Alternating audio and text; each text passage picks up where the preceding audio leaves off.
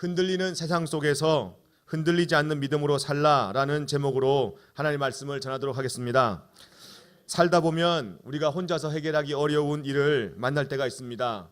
오늘 살얼음이 있어서 집 앞에 있는 얼음을 발견하지 못하고 제가 문을 열다가 넘어졌는데 지금 이 팔꿈치 바로 앞이 좀 금이 간 것 같아요. 이렇게 보통 흔히 찰과상 같은 그런 아픔이 아니라 이 뼈가 좀 이렇게 아픈 느낌이 나는데 여러분들 감사합니다. 이렇게 좀 걱정해 주셔서 하여튼 가시기로라도 어떡하나 이렇게 염려해 주셔서 감사합니다.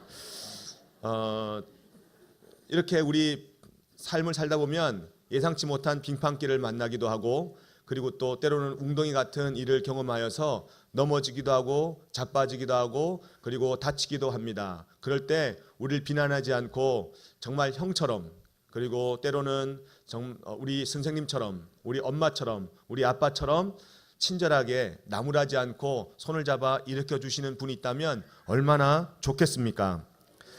일이 잘 안 풀려서 답답할 때, 정말 우울하고 짜증날 때 내 마음을 잘 이해해 주는 그러한 위로자가 있다면 얼마나 좋겠습니까? 통이 없으면 통이 온다라는 말이 있습니다. 하나님과 소통이 없을 때 우리 인생에 고통이 온다는 말입니다. 오늘 본문은 우리의 연약함으로 하나님과 소통이 없어 고통을 당할 때, 우리의 어려움을 잘 알고 우리가 아파할 때, 우리가 힘들어할 때, 우리가 답답해할 때, 우리가 괴로울 때, 우리가 눈물 흘릴 때 우리를 비난하지 않고 너 왜 그랬어? 너 그거밖에 못해? 라고 나무라지 않고 끝까지 우리를 보호해 주시고 위로해 주시는 분이 있는데 그분이 바로 성령님이시라는 겁니다. 성령의 인도하심은 흔들리는 세상 속에서 우리를 견고히 붙잡아 주셔서 흔들리지 않는 믿음으로 살게 하시는 줄로 믿습니다. 성령은 시공의 제한을 넘어 우리를 도와주십니다. 우리 눈에는 보이지 않지만 성령님은 늘 우리 곁에 머물면서 우리를 도우시고 위로하시고 권고하시는 줄로 믿습니다. 이 사실이 저와 여러분의 삶에 믿어지시기를 예수님의 이름으로 축복합니다. 설교를 할 때마다 제 아내가 이야기합니다. 과음 지르지 말라고. 근데 가만히 생각해 보면 설교할 때 과음 지르지 언제 과음 지르겠습니까? 광고할 때 과음 지르겠어요? 제가 한번 해볼까요? 추가 광고 부탁드립니다. 토요학교 안내입니다. 이상하잖아요. 근데 봐봐요. 이 사실이 믿어지기를 예수님의 이름으로 축복합니다. 이거 어울리잖아요. 네. 이 언어와 이 분위기가 어울립니다. 이 언어에는 이 분위기가 어울리고 광고 때는 그냥 토요학교 안내입니다. 이게 어울리는 것 같아요. 오늘 성령님이 우리 삶 속에 가장 잘 어울리는 모습으로, 성령님이 우리 삶의 분위기에 가장 걸맞는 모습으로 우리를 인도하고 우리를 권면하고 계신 줄로 믿습니다.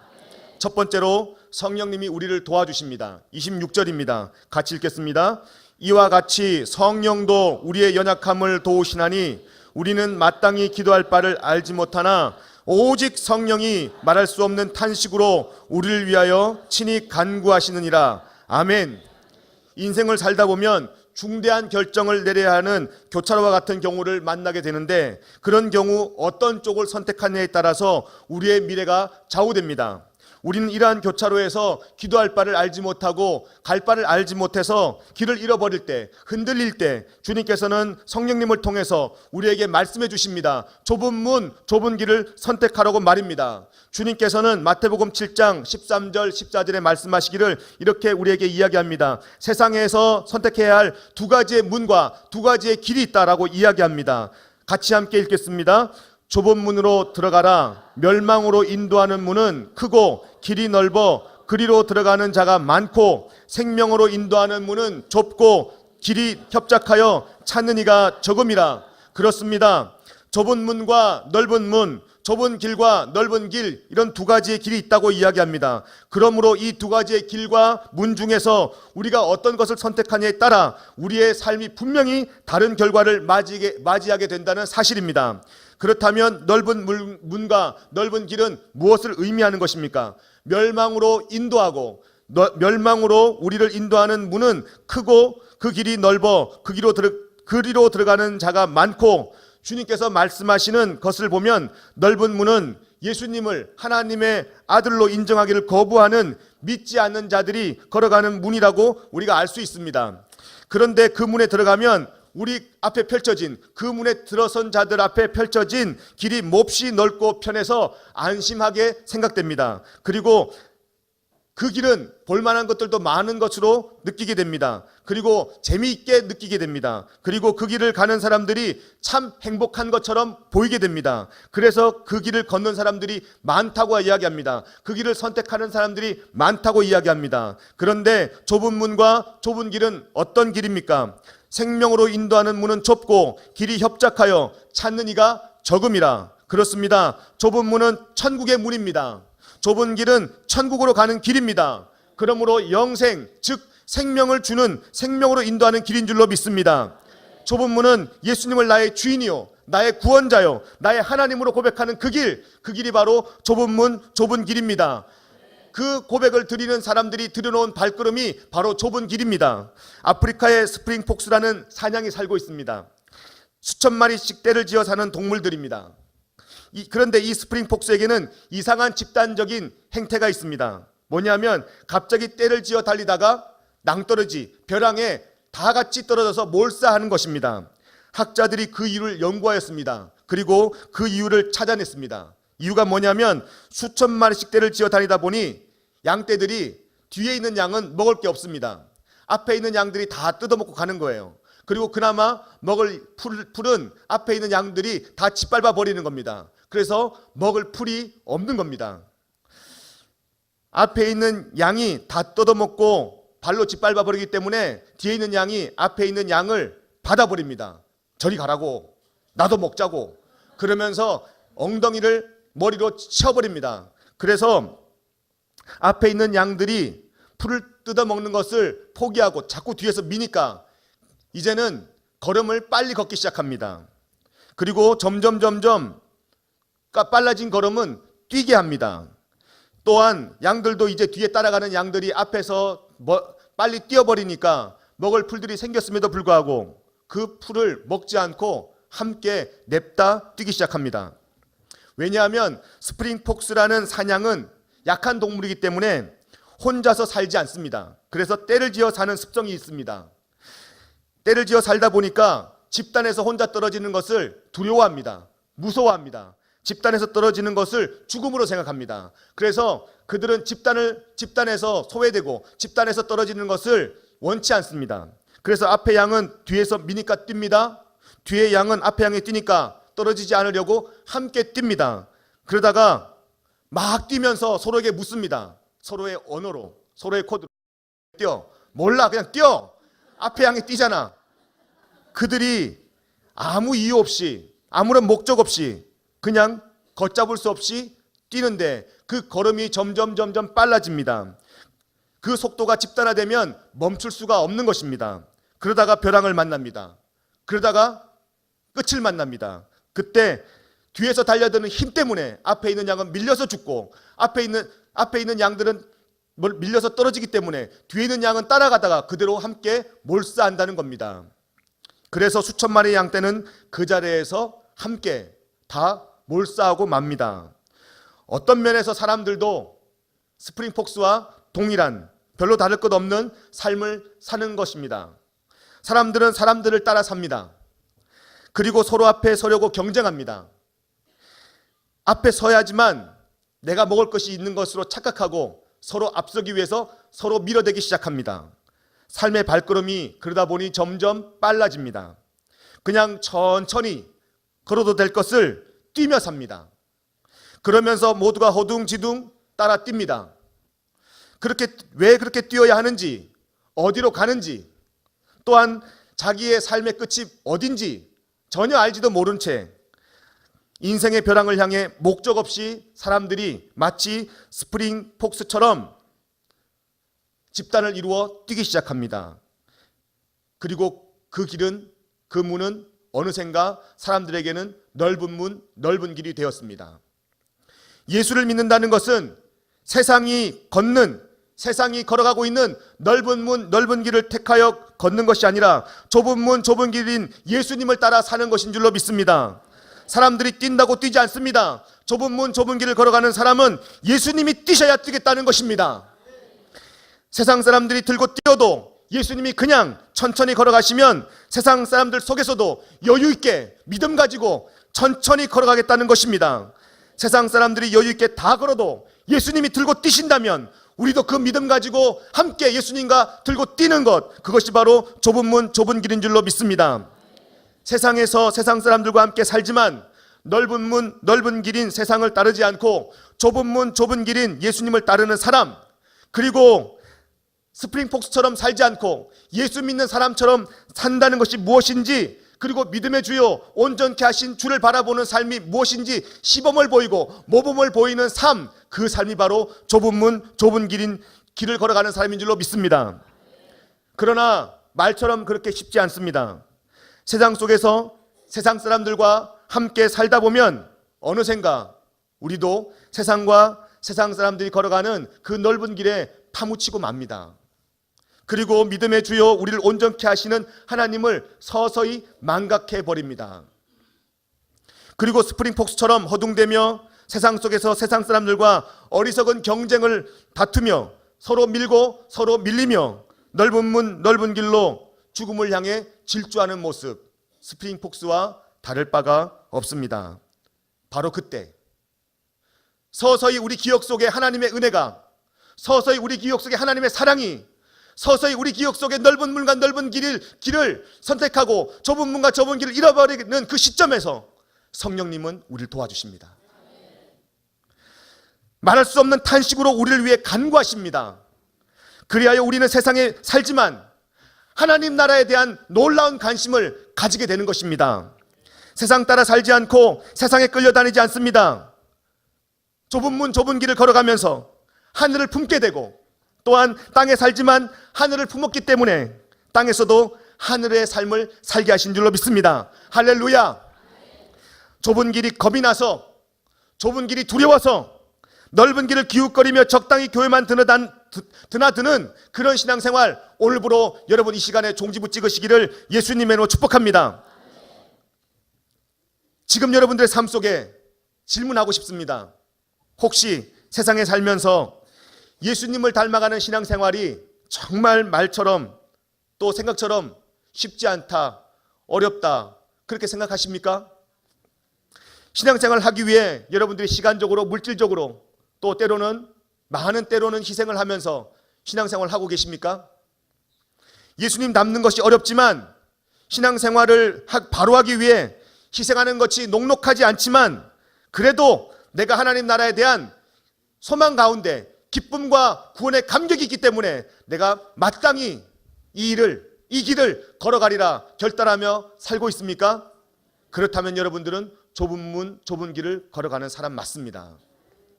성령님은 말할 수 없는 탄식으로 우리를 위해 간구하시면서 우리의 연약함을, 우리의 부족함을 끊임없이 도와주시고 우리 스스로를 부인하게 하시며 자기 십자가를 지고 좁은 문으로 걸어가게 하시는 줄로 믿습니다. 그러나 그 좁은 길을 우리가 밤낮 걸어가도 슬픔이 있는 것 같지만, 고통이 있는 것 같지만 아닙니다. 우리 찬양 가사처럼 좁은 길을 걸으며 밤낮 기뻐하는 것, 그것은 성령님이 우리와 함께 하시는 힘 때문에 가능한 줄로 믿습니다. 좁은 길을 걸으며 밤낮으로 하늘 기쁨으로 살아갈 수 있는 분명한 이유는 성령님이 나와 여러분과 함께 하시기 때문인 줄로 믿습니다. 이 귀한 성령님의 도우심이 오늘 이 시간 저와 여러분에게 충만히 임하시기를 예수님의 이름으로 축복합니다. 두 번째로, 성령님은 우리의 삶을 하나님의 뜻대로 살게 하십니다. 27절입니다. 같이 읽겠습니다. 시작.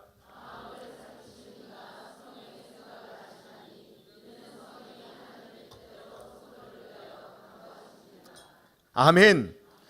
우리를 향하신 하나님의 뜻이 있습니다. 우리를 향하신 하나님의 계획이 있습니다. 그것은 우리가 행복하게 언제나 잘 사는 것입니다.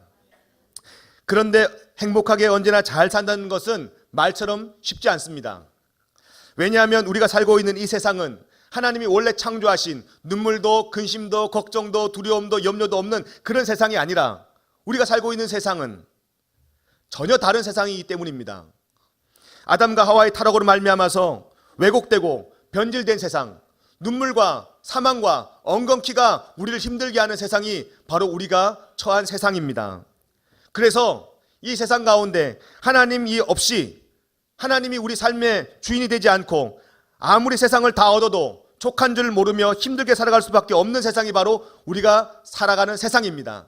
그렇지만 세상 다 잃어도, 세상 우리가 다 가지지 못해도 하나님이 계시면 얼마든지 참된 행복을 누릴 수 있는 곳이 바로 이 땅인 줄로 믿습니다. 여러분, 백설공주 이야기를 잘 아실 것입니다. 백설공주 이야기에 나오는 새 왕비는 또 다른 면에서 주인공입니다. 한 나라의 최고의 권력가의 아내입니다.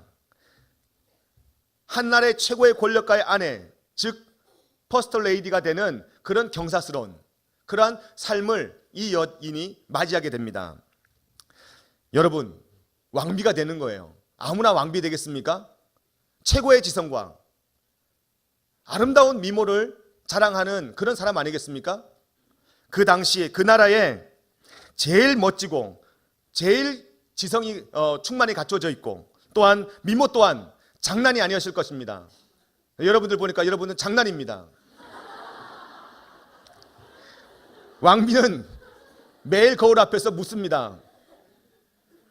거울아 거울아, 이 세상에서 누가 제일 예쁘니? 물론 이렇게 저처럼 중저음으로 물어보지 않았을 것입니다. 제일 아름다운 목소리로 물어봤을 것입니다.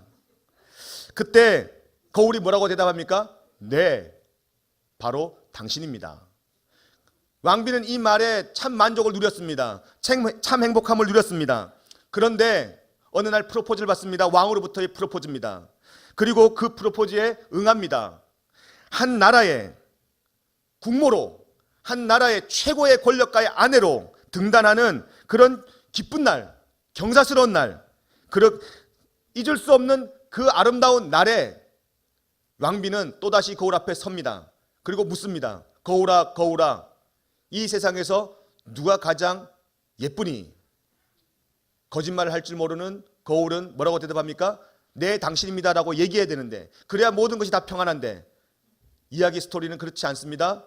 당신도 예쁘지만 이 나라에는 당신보다 더 예쁜 백설공주가 있습니다. 백설공주가 더 예쁩니다. 가정에도 이 거울 같은 정직한 남자들이 있습니다. 인생의 먹구름이 들이기 시작하는 거예요. 때론 여보, 세상에서 누가 가장 이뻐? 하고 혹시 아내가 묻는다면 그냥 침 한번 꾹 삼키시고 세상에서 당신이 제일 이뻐라고 말하세요. 금방 지나가요. 조금만 비우상하면 되는 거예요. 평생이 행복합니다. 사소한 일에 목숨을 걸었다가 진짜 목숨을 잃을 수도 있어요. 이렇게 남다른 지성과 미모를 갖추어서 최고의 왕비가 된 그녀는 거울 때문에 백설공주의 그러한 삶을 유린하고, 그리고 백설공주의 귀한 생명을 살해하는 계획까지 세우며 극악무도한 살인마로 변하기 시작합니다. 최고의 지성과 최고의 미모를 자랑한 한 나라의 국모가 살인마로 변합니다. 그것도 아무 죄 없는 백설공주를 죽이기 위해서입니다. 물론 죄가 있다면 이쁜 게 죄인 거죠. 여러분처럼 말입니다. 이쁜 게 죄라면 여러분들은 무기징역감이에요. 청춘남, 청춘녀의 마음을 얻으려고 남자들이 쓰는 말입니다. 당신이 너무 이뻐. 당신은 무기징역이야. 이쁜 게 죄라면. 이러면서 그 마음을 얻기 위해서 합니다. 그리고 그 마음을 얻어서 결혼에 성공한 사람들을 만나보면 그때 내가 왜 그런 말 했는지 모르겠다고 그러면서 하는 말이 있습니다. 그때 무기징역이 아니라 사형 언도를 내렸어야 되는데 무기징역을 해서 이렇게 후회하고 있다고 이런 말을 합니다. 그때 제가 물어요. 아니, 그때는 좋았지 않습니까? 그때는 만족하지 않았습니까? 그때는 최고로 보이지 않았습니까? 그랬더니 그때는 최고였대요. 그때는 최고였는데 그때는 몸매도 장난이 아니었고 얼굴도 이뻤는데 지금 몸매도 장난이고 얼굴도 세월의 흔적이 묻어서 말도 못하겠답니다. 그때는 분명히 자기 눈에는 백설공주였는데 지금은 뱃살공주가 되었다고. 사랑하는 여러분, 혹시 여러분이 거울 삼고 있는 것이 있습니까? 돈입니까? 지식입니까? 명예입니까? 아니면 사람입니까? 아니면 여러분들의 경험입니까? 아니면 여러분 신앙의 경력입니까? 때로는 우리가 그게 묻습니다. 돈아 누가 제일 이 세상에서 행복하니? 이 세상에서 누가 제일 멋있니? 그러면서 그 대상에게 묻습니다. 여러분, 그러한 잘못된 거울, 엉뚱한 데다가 우리가 우리의 인생을 물을 때 우리의 삶은 극악무도한 살인마로, 엉겅퀴로, 사망의 음침한 골짜기로 우리를 인도하게 됩니다. 우리는 하나님 말씀을, 하나님의 뜻을 거울 삼아야 될 줄로 믿습니다. 하나님 아닌 다른 어떤 것도 우리의 삶에 대한 답을 줄 수 없습니다. 그것을 너무나 잘 알고 있던 다윗은 시편 23편에 고백하기를 이렇게 고백합니다. 같이 읽겠습니다. 여호와는 나의 목자시니 내게 부족함이 없으리로다. 할렐루야. 그렇습니다. 여호와를 목자 삼고 살아가던 다윗에게 전혀 해석되지 않는 삶의 어려움들이 찾아오기 시작했습니다. 너무나 고통스러워서 정말 죽을 것 같은 사망의 음침한 골짜기로 걸어가는 일들이 다윗에게 있었습니다. 그때 엉뚱한 데다 묻지 않았습니다. 오직 하나님께 묻습니다. 하나님이 나의 목자십니다. 하나님 나의 길이십니다. 그리고 하나님께 묻습니다. 그때 하나님은 어떻게 대답합니까? 다윗의 삶의 빈잔에 하나님의 응답을 쏟아붓습니다. 행복을 쏟아붓습니다. 이 귀한 놀라운 응답과 행복이 저와 여러분의 삶의 빈잔에 넘치기를 예수님의 이름으로 축복합니다. 이 세상은 끝이 아니에요. 이 세상은 마지막이 아니에요. 하나님은 우리 인간들을 죄로 말미암아서 불완전하게 되고 왜곡된 이 세상을 바꾸시기 위해서 지금도 일하고 계신 줄로 믿습니다. 완전한 세상을 우리에게 허락하기 위해서 지금도 하나님의 세상을 만들고 계신 줄로 믿습니다. 그래서 요한계시록 21장 1절에서 4절을 이렇게 기록하고 있습니다. 같이 읽겠습니다. 시작. 또 내가 새 하늘과 새 땅을 보니 처음 하늘과 처음 땅이 없어졌고 바다도 다시 있지 않더라. 또 내가 보매 거룩한 성 새 예루살렘이 하나님께로부터 하늘에서 내려오니 그 준비한 것이 신부가 남편을 위하여 단장한 것 같더라. 내가 들으니 보좌에서 큰 음성이 나서 이르되 보라, 하나님의 장막이 사람들과 함께 있음에 하나님이 그들과 함께 계시리니 그들은 하나님의 백성이 되고 하나님은 친히 그들과 함께 계셔서 모든 눈물을 그 눈에서 닦아주시니 다시는 사망이 없고 애통하는 것이나 곡하는 것이나 아픈 것이 다시 있지 아니하리니 처음 것들이 다 지나갔음이라. 할렐루야. 이와 같은 말씀을 통하여 사망과 애통함과 곡함과 아픈 것들은 하나님의 원래의 하나님의 원뜻이 아니라는 것을 우리가 너무나 잘 알 수 있습니다. 하나님은 우리가 행복하게, 건강하게, 그리고 부유하게, 형통하게 사시기를 원하고 계신 줄로 믿습니다. 그러나 세상적인 형통함과 부유함만이 최고의 가치로 전부로 생각하고 살아가는 것은 옳지 않습니다. 또한 무조건 형통함과 부유함을 죄악시 여기는 것도 또 유치한 것으로 치부하는 것도 건강한 기독교의 생각과 가치관이 아닙니다. 틀림없는 것은, 정확한 것은, 우리를 향하신 하나님의 뜻은 우리가 언제나 행복하고 그리고 잘 사는 것이 하나님의 뜻인 줄로 믿습니다. 언제나 행복하고 잘 사는 것을 성경은 복이라고 이야기합니다. 그냥 복이에요. 이런 놀라운 복이 저와 여러분의 삶에 넘치기를 예수님의 이름으로 축복합니다.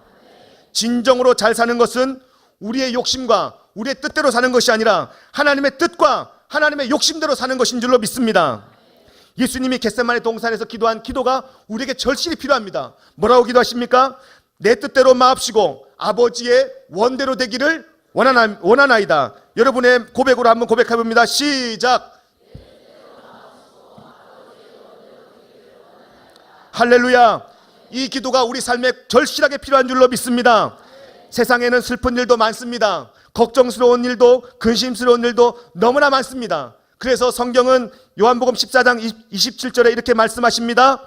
평안을 너에게 끼치노니, 시작. 평안을 너에게 끼치노니 곧 나의 평안을 너에게 주노라. 내가 너희에게 주는 것은 세상이 주는 것과 같이 아니하니라. 너희는 마음에 근심하지도 말고 두려워하지도 말라. 할렐루야. 요한복음 14장 6절에 내가 곧 길이요 진리요 생명이니 나로 말미암지 않고는 아버지께로 올 자가 없다라고 이야기합니다. 주님을 거울 삼지 아니하면, 주님을 주인 삼지 아니하면, 주님을 능력 삼지 아니하면, 주님을 생명 삼지 아니하면 그 어디에도 길이 없는 줄로 믿습니다. 생명 주께 있습니다. 능력 주께 있습니다. 소망 주께 있습니다. 성령은 우리 앞에 캄캄하고 답답한 일을 당하였을 때, 정말 해석되지 않는 많은 어려움 가운데 우리가 길을 잃어버렸을 때, 그때 우리의 눈을 열게 하고 주님을 바라보게 할 줄로 믿습니다. 믿음의 눈앞에 하늘로 가는 밝은 길, 그 놀랍고 찬란한 영광의 길, 그 보배스러운 길이 너무나 명확하게 우리에게 보여질 줄로 믿습니다. 그리고 그 길로 걸어가는, 그 삶을 살아가는 자는 이렇게 고백합니다. 하늘 가는 밝은 길이 내 앞에 있으니 슬픈 일을 당하여도, 슬픈 일을 많이 보고 늘 고생하여도 하늘 영광 밝음이 어두운 그늘 해치니 예수 공로 의지하여 항상 빛을 보도다. 할렐루야. 사랑하는 여러분, 아직도 우리가 어디로 가야 할지 모르고 있습니다. 또 앞으로도 우리가 어디로 가야 할지 모를 때가 있습니다. 그럴 때 세상 길은 꽉 막혀 보여도, 앞을 봐도 뒤를 봐도 동서남북으로 길이 없어 주저앉아 있고 싶을 때, 우리를 힘들게 할 때, 여러분, 우리의 믿음의 눈은 하나님께서 열어주셔서 하늘로 가는 영광스러운 길, 우리가 우리의 앞길이 막히면 막힐수록, 답답하면 답답할수록 하늘로 가는 그 영광스러운 길은 그럴수록 더욱 분명하게 보여질 줄로 믿습니다. 우리가 가는 길은 하늘로 가는 영광스러운 길인 줄로 믿습니다. 저와 여러분의 눈이 열려져서 아무것도 염려하지 말고 모든 것이 합력하여 선을 이루게 하시는 하나님을 믿으며, 세상길이 막혔을 때, 또한 세상 답답한 일로 여러분들이 힘들어할 때 하늘로 열린 밝고 영광스러운 길을 바라보며 당당하게 승리하시기를 예수님의 이름으로 축복합니다. 마지막입니다. 셋째로, 모든 것이 합력하여 선을 이루십니다. 28절입니다. 같이 읽습니다. 하나님을 사랑하는 자, 곧 그 뜻대로 부르심을 입은 자들에게는 모든 것이 합력하여 선을 이루느니라. 아멘. 하나님 나라에 없는 것이 하나 있습니다. 그게 바로 쓰레기통입니다. 믿음으로 구원을 얻은 사람들에게도 쓰레기통이 없답니다. 왜요?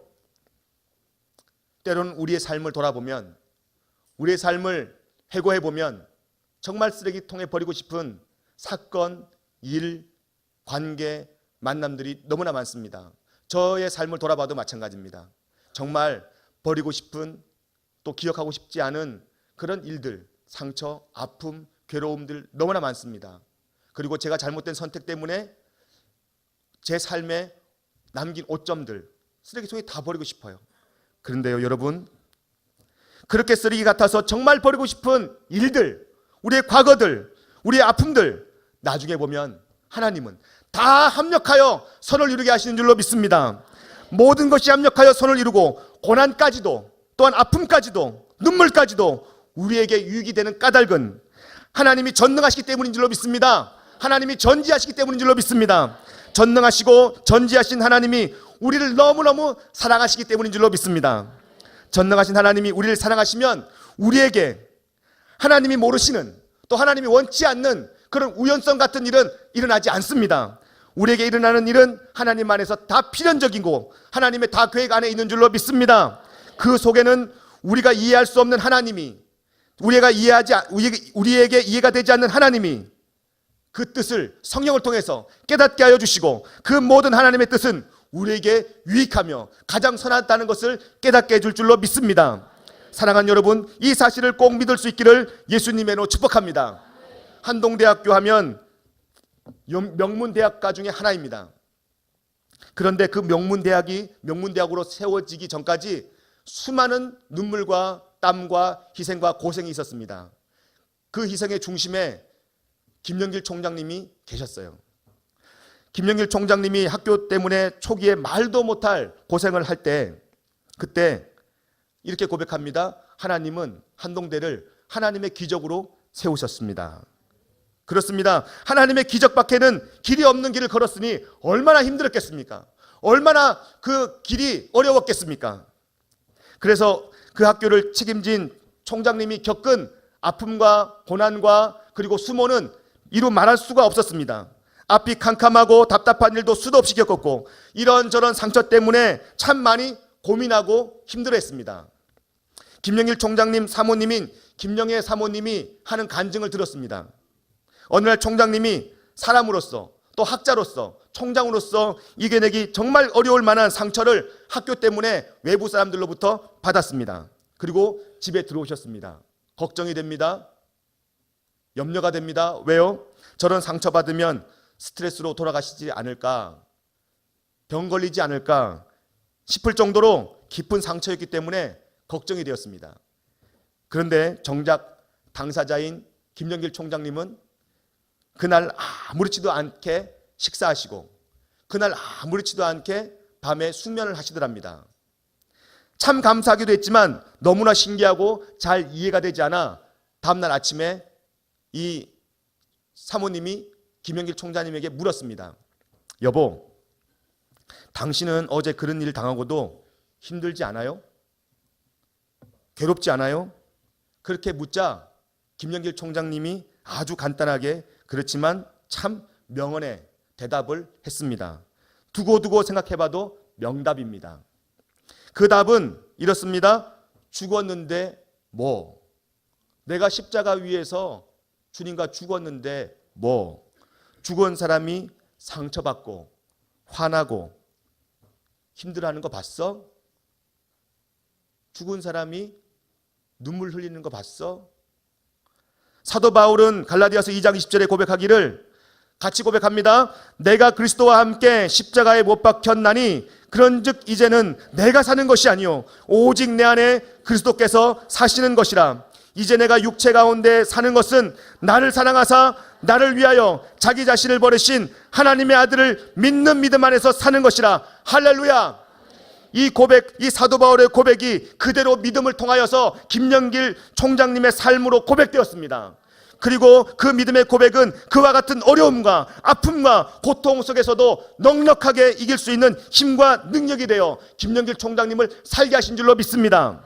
사랑하는 여러분, 우리의 삶 속에 힘든 일 때문에 우리가 못 살겠다고 고백합니까?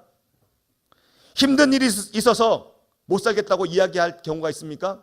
또 반대로 힘든 일이 없어서 잘 살 수 있다고 생각하십니까? 아닙니다. 사람은 힘든 일이 없어서 잘 사는 게 아닙니다. 또한 힘든 일이 있어서 못 사는 것도 아닙니다. 그건 정확한 말 아니에요. 다시 말해서 틀린 말입니다. 사람이 힘들어서 못 사는 것이 아니라, 힘든 일이 있어서 못 사는 것이 아니라 결국은 믿음 없어서 못 사는 겁니다. 오직 의인은 힘들지 않음으로 사는 것이 아니라 성경은 오직 의인은 믿음으로 말미암아 산다라고 이야기합니다. 할렐루야. 이 믿음이 저와 여러분에게 있기를 예수님으로 축복합니다. 하나님을 믿는 믿음으로 우리가 이해하기 어려운 현실 속에서도 언제나 성령님을 통하여서 선을 이루시는 하나님을 믿는 믿음으로 힘들어 못 사는 삶이 아니라, 힘들어 못 살겠다고 고백하는 삶이 아니라 언제나 잘 사는 삶을 사는 저와 여러분들이 다 될 수 있기를 예수님의 이름으로 축복합니다. 믿음으로 살 때 하나님께서는 우리의 삶을 가장 아름답게 편집하시는 줄로 믿습니다. 향유옥합을 깨고 예수님의 발 앞에 부은 마리아의 행동은 주위 사람들에게 쓸데없는 행동을 했다고 책망을 받았습니다. 그러나 예수님은 뭐라고 고백합니까? 예수님의 칭찬은 이 복음이, 내 말이 전파되는 곳에, 바로 그곳에 이 여자가 행한 일도 함께 전파되어 기억하라라고 칭찬합니다. 그게 바로 마가복음 14장 9절 말씀입니다. 같이 읽겠습니다. 시작. 온 세상 어디 가든지 복음이 전파되는 곳마다 이 여자가 한 일도 전해져서 사람들이 이 여자를 기억하게 될 것이다. 할렐루야. 이 여성은 창녀였습니다. 인생의 밑바닥을 헤매며 비참하게 살아온 천한 존재예요. 자기 전 재산을 들고 예수님을 찾아왔습니다. 예수님을 보자 그 앞에서 눈물을 흘리며 자신의 전 재산인 이 향유옥합을 깨트립니다. 그리고요, 그 소중한 향유를 예수님에게 쏟아붓습니다. 그 방 안은 종교의 위선으로 가득 찼던, 종교의 위선으로 아집으로 가득 찼던 그 방 안에 이 여인 때문에 헌신의 향기로 가득 차게 시작하였습니다. 예수님의 제자 중에는 이것을 의미 없는 행동으로, 낭비로 보고 나무랬습니다. 시비를 걸었습니다. 한둘이 아니었습니다. 예수님을 마음 다해 사랑한 여인의 행동은 과거의 어떤 죄도, 또 과거의 어떤 삶도 예수님의 사랑 안에서는 아무런 의미가 없었습니다. 예수님을 사랑하는 그 행동은 예수를 만난 이후에 완전히 새로운 인생을 살게 하는 줄로 믿습니다. 당시의 가부장적 사회에서 여자가 기억된다는 것은 정말 쉽지 않은 이야기예요. 저번 주에 다니엘 목사님 말씀처럼 정말 어려운 이야기입니다. 더욱이 유명한 여자도 아니고 오히려 죄인일 수도 있고 쓸데없는 낭비를 하고 있는 정신 나간 여자로 치부될 수 있었습니다. 그런데 어떻습니까? 이 여자의 행동이 복음이 전파되는, 주인공인 예수님이 전파되는 그곳에 이 여자도 주인공이 되어서 함께 기억되고 함께 전파되리라 축복하는 그런 놀라운 충격적이고 파격적인 선언이 말씀에서 고백되어지고 있습니다. 이런 놀라운 선언은 단지 값비싼 향유를 예수님에게 부었기 때문이 아닙니다. 예수님을 전심으로 사랑했기 때문인 줄로 믿습니다.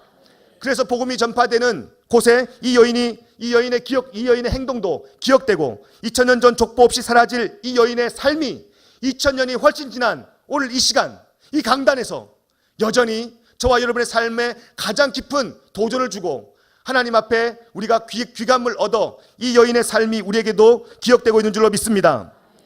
주님께서 잡히시던 밤 또 다른 하나의 사건이 있었습니다. 그게 뭐냐면 바로 성만찬입니다. 고린도전서 11장 23절 26절에 주님께서는 떡을 붙잡았습니다. 잔을 들었습니다. 그리고 축복기도 합니다. 제자들에게 나누어 줍니다. 그리고 하시는 말씀, 이 떡은 내 몸이다. 이 잔은 내 피다. 너희들의 삶 속에 이 잔과 이 떡을 꼭 기억하라. 제자들은 무슨 말인지 몰랐습니다.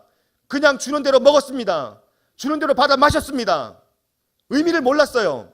그리고 주님께서 말씀하십니다. 요한복음 16장에서 내가 한 말 모두가 다 성령님이 오시면 다 기억날 것이다. 그리고 죄에 대해서, 의에 대해서, 심판에 대해서 너에게 분명히 알게 하실 것이다. 그렇게 고백합니다. 그리고 주님은 죽으시고 3일 만에 부활하셔서 제자들에게 나타나시고 말씀을 주십니다. 이제 너희들이 성령을 기다리라. 그 말씀 붙잡고 마가다락방 오순절 120문도는 하나님 말씀 붙잡고 계속 기다립니다. 기도합니다. 모든 일을 다 내려놓습니다. 그때 어떤 일이 일어납니까? 성령이 그들 마음속에 부어지기 시작했습니다. 그들 마음속에 부어진 성령님은 예수님이 든 잔이, 예수님이 나눠준 떡이 무엇인지 깨닫기 시작했습니다. 그리고요, 내 몸은 내 몸이 아니라 예수님의 몸이구나. 내 몸속에 흐르는 피는 예수님의 피구나. 자기의 욕망을 따라 살았던 그런 제자들이 이제는 하나님의 거룩한 뜻을 따라 사는, 모든 것이 합력하여 선을 이루는 하나님과 연합된, 주님 몸과 내 몸이 연합되는 그런 삶을 살게 되었습니다. 성령님이 오시면 내 몸이 아니에요. 주님 거예요. 높이 계신 하나님만 찾는 것이 아니라 내 속에 계신 깊으신 하나님을 찾아내는 그런 놀라운 눈이 성령님을 통해서 우리에게 열려질 줄로 믿습니다. 그래서 하나님을 사랑하는 자, 곧 그의 뜻대로 부르신 자들에게는 하나님과 합력하여, 다시 말하여서 연합이 이루어져서, 예전에는 예수님을 따라다녔지만, 예수님을 전하였지만, 자기 걸 다 버리고 예수님을 올곧게 쫓아가는 삶을 살았지만, 그들의 삶에는, 그들의 목소리에는 소리나는 구리와 울리는 꽹과리였습니다. 그들의 복음 전하는 행동이나 그들의 예수님을 따라다니는 행동은 소리나는 구리와 울리는 꽹과리에 불과했습니다. 근데 놀라운 일이 벌어졌습니다.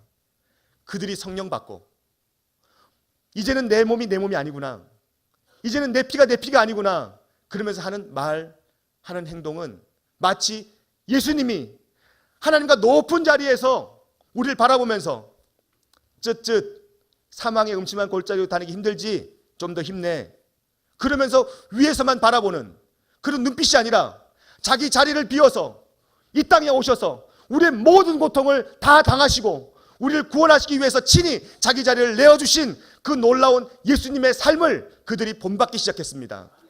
요즘에 제가 지하철 타는 일이 종종 있습니다. 지하철에 많은 사람들이 타더라고요. 그런데 노약자 좌석도 다 찼습니다. 또 일어서 있는 사람들이 너무나 많습니다. 그때 정말 몸이 힘든 분이 걸어오실 때 많은 사람들이 어떻게 행동하는지 아십니까? 저는 사람에게 관심이 많은 사람이잖아요. 사람들의 행동을 봅니다. 갑자기 분주해집니다. 문자하고요. 그리고 갑자기 피곤이 몰려오는지 잠을 자고요. 신문 읽고요. 그리고 또 측은한 눈빛으로 바라보시는 분도 있습니다. 아유, 힘드시겠네. 그거예요. 그냥 그 이상이 없습니다. 힘드시겠어. 아이고, 서 있으려면 얼마나 힘드시겠어. 그런데 내가 일어나면 나도 서서 가야 되니까, 나도 힘드니까 못 일어나. 자리를 비웠다는 거, 빌립보서 2장 6절 이하에 보면 자신을 비웠다는 거, 자신을 비웠다는 게 뭔지 아십니까? 그냥 측은한 눈으로 바라보고만 있는 게 아니에요. 그냥 힘들겠다 쯧쯧하면서 마음만 안타까워하는 게 아닙니다. 자기를 비웠어요. 자기 자리를 비웠어요. 하나님의 우편의 자리를 비웠습니다. 자신의 왕권의 자리를 비웠습니다. 그리고 우리를 그 왕의 자리에 앉히기 위해서 이 땅에 오셔서 우리를 인도하시는 줄로 믿습니다. 그렇습니다. 예수님을 사랑한다면 그냥 쯧쯧하고 마음으로만 안타까워하는 것이 아니라 우리 자리를 비워야 됩니다. 그들이 예수님을 따라다니는 제자들이 그전에는 내가 예수님의 오른편 자리를 차지하겠습니다. 내가 예수님의 왼편의 자리를 차지하겠습니다. 자리 놓고 싸우던 자였습니다. 자기 자리 안 뺏기기 위해서 벌겋게 눈을 뜨고 서로 으르렁대던 자였습니다. 자기 거 다 버렸습니다. 그럼에도 불구하고 자리 안 뺏기려고 자리 차지하려고 그러던 자들이 드디어 성령이 임하자마자 하나님과 연합하자마자 자기의 몸과 자기의 피가 자기 것이 아니라는 사실을 깨닫고요. 자기의 시간도 비워냈습니다.